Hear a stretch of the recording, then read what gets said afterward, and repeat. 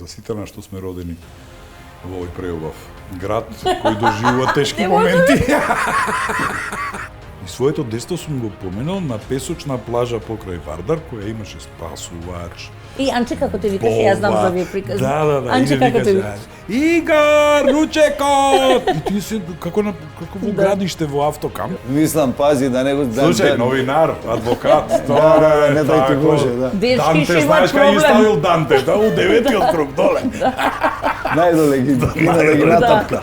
Но за тоа во некоја друга прилика. Да, колега. Имаме многу интересен гости. Ајде да го викаме. Дрисла предаја направат, Вардар беше Дрисла.